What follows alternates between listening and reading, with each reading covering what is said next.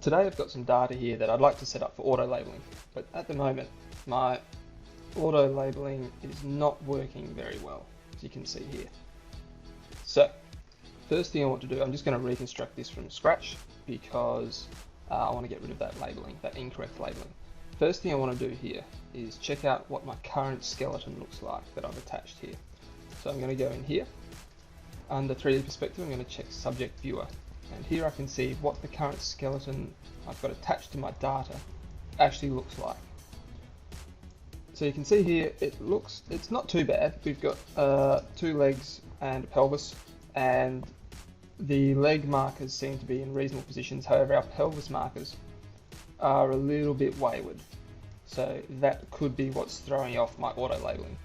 It's trying to fit this skeleton to my recorded data, so these marker positions don't match up very well. There's also no torso markers attached to this skeleton at the moment. Even though I've got them listed here, they're not actually attached to the skeleton, so they're just floating around at the moment, not attached to any particular segment, so they're going to struggle to be auto-labeled. So the first thing I want to do is just check my data. It's the plug-in gate marker set with additional medial knee and medial ankle markers. Now some of these have been added in, but not all of them, so I'm also going to go through how to add additional markers to your VSK. First thing I'm going to do is manually label the markers that are present here.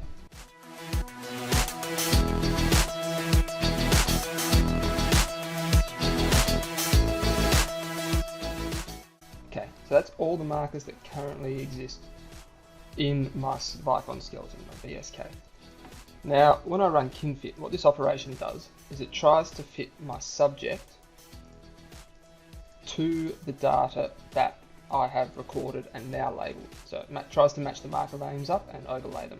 What you can see is the feet are around the wrong way, and my Vicon skeleton segments are skewed out the back. So it's not fitting very well at all. And this would be why my auto labeling isn't working. Now what's going on here is you can see it's quite crowded. There's lots of lines, there's lots of markers, there's doubling up. You can actually adjust this. Ooh, we've got a nice big options menu. I pressed F7 to bring that up. Now in my options view settings, under subjects, I can actually change what my visualized subject looks like. So it's not going to let me expand that. Under here it's got all the parts of my subject. So segments, I can turn my segments on and off. I want to leave them in because they're quite useful.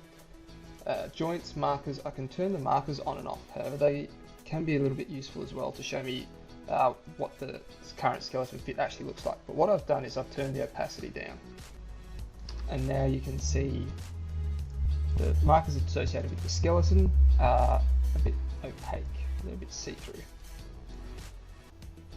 There's a few other settings in there. The other one I'm going to play with today is the sticks. I'm going to turn the width right down to 1. I believe the default is 2, so I'm going to just reduce that down, and then I can see there. I can begin to differentiate between my recorded markers and the sticks joining those together, and the skeleton markers. So I need to fix my Vicon skeleton if I want my auto labeling to be working correctly. Now in order to do that, I'm going to perform a static skeleton calibration.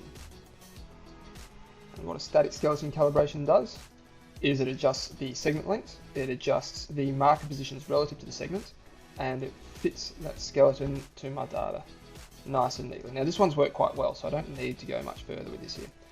You can see if I go off this first frame, so I ran the static skeleton calibration on this first frame. As soon as I go off that first frame, it visualizes the old kinfit. And so I'm just going to run kinfit again to update that for my entire trial. It's now fit my new scaled skeleton to my data, and that works. That stays throughout my whole trial now. I'm going to go into subject preparation. I want to add a marker. I want to add it to the left tibia, and I want to add this marker. I'll click add marker to finalize that process, and I can see now over here there's an additional marker. So I'm going to quickly change the name of that to Med.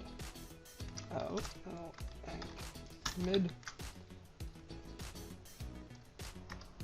Huh, that's curious. It's telling me I I can't name it that, and that's usually because there's already a marker with that name somewhere in this subject, but I can't find it here. It's definitely not listed here. So what I need to do now is go into my session folder and open up my VSK in a text viewer, which I've got here. I'm using Notepad++. It's down here, right knee, right ankle, left knee, left ankle. Here we go. This is the one I want. It's currently listed as missing. So I know it's in there now. So what I need to do is go back into my Vicon dataset, going to revert to uncalibrated, and now my other markers have appeared, left ankle and sternum. Okay, so now I can go back into my labeling template, I can find left ankle medium, I can also label sternum, I can just run my kin fit again, check my skeleton. Oh, my skeleton's gone off again. I must not have saved it. So, or maybe adding the new markers in has adjusted something. So let me go back here. Static skeleton calibration. Brings it back in. It's looking alright. It's not perfect. I'm going to fix that up again a bit more in a second. I've solved the missing markers, but I still have this segment up here which isn't attached to my VSK, to my Vicon skeleton. So I want to add in a torso to my segments. Back under subject, create segments, torso, create, select the origin marker, C7, I'm going to create that. Now I've got a torso listed here. Final step to adding this in is I need to link my torso to my root segment or my pelvis. So I'm going to select the parent segment, here it's root or pelvis segment, and then torso. Now there's linked. If you don't perform that link, then it will not let you run kin fit, it will not let you run subject calibration. It will say segments are not connected, or there are unlinked segments, and it will not let you perform that operation.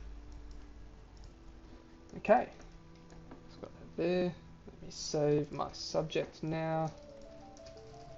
And the big test here, let's go into a new trial and let me try label.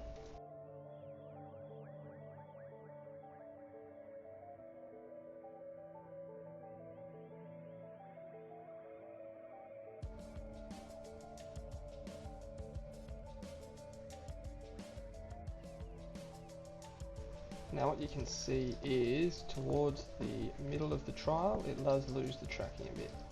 So what I might want to do here is actually improve this skeleton even further. I'm going to do that by performing a functional skeleton calibration. So I'm going to start this trial from scratch. I'm going to label this manually.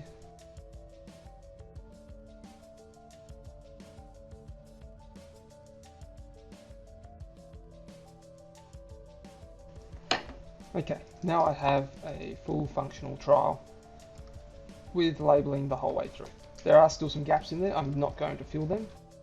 What I'm going to run now is a functional skeleton calibration. So this takes into account the entire ranges of movements of the joints as performed in the functional trial. So usually this might be a squats trial, or in this case I've just got one of my dynamic trials that I'm going to label completely and use that as my functional skeleton calibration trial. There we go. Now my functional calibrated trial.